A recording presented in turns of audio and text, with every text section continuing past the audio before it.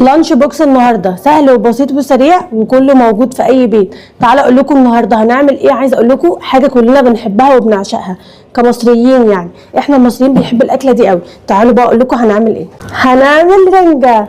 عايزه اقول لكم ايوه رنجه، ما تستغربوش، هو بيحبها. هروح اشوحها وارجع لكم. عايزه اقول لكم الرنجيتين دول تحفه، وان شاء الله يكون فيهم بطروخ لان هو بيحب البطروخ جدا ابني. هعملها وهعمل معاها شويه حاجات حلوه قوي هقول لكم عليها دلوقتي. اهم حاجه بس نروح نشوحها على النار لازم. خلاص خلصنا تشويح فيها. هشيل بس الراس لان انا هتتعبني في دخول اللانش بوكس. بصوا بقى الرنجه من الحاجات اصلا اللي بتكون حلوه قوي. اوبا ده فيها بطروخ، لا مبطرخه وحلوه.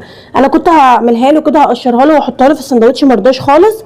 استنوا بس اما اجيب جوانتي او حاجه امسك بيها عشان خاطر ما اوسخش اللانش بوكس. عايزه اقول لكم جميله قوي. الله بصوا البطروخ ده فيها بطروخ بجد. اضحك عليه واكله. انا جايبه ليا انا وبابا على فكره، هناكل برده منها. هحط التانية كمان كده. حطينا الاتنين كده خلاص.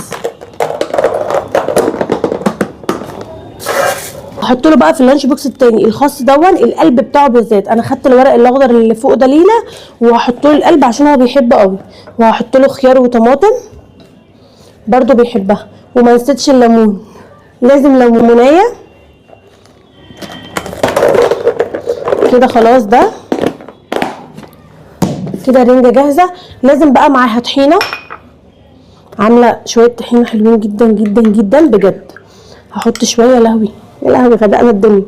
ما علينا ما علينا ما علينا ما علينا، يلا.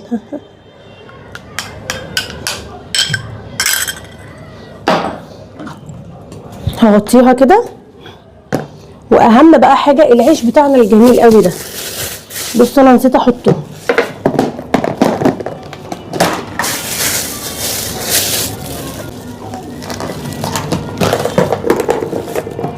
اديله الكيسه لان الرنجه بتاكل. انا حطيت له عامه 3 رغيفه ماشي. واهم حاجه الخس والليمون مع الرنجه علشان خاطر هي دي حلاوتها. مش هحط بصل عشان ما يروحش ينام. احنا لما يجي يبقى ياكل بصل هنا عشان ينام براحته زي ما هو عاوز. الرنجه بتحب البصل بالخل بس ما ينفعش في المدرسه. لما يرجع ان شاء الله هبقى احط له بقى ايه الفانتا دي علشان يحبس بيها وعلشان خاطر يهضم كده الاكل دون ويبقى حلو كده. مش بس كده، هحط له حاجه كمان انا لسه عاملاها وطالعه جميله جدا يا جماعه. يخلص بقى ويحبس بالفانتا وفي الاخر بتاع اليوم ياكل الحلو اللي انا عاملاه له. عامله كب كيك حلو جدا وده بالبرتقال مش باللبن خالص، لسه حالا خارج من الفرن. بصوا يا جماعه القمر لسه مخرجاه من الفرن حلو قوي. هناكله كمان شويه ماشي. اجيب لك واحده، خد انا عامله كتير.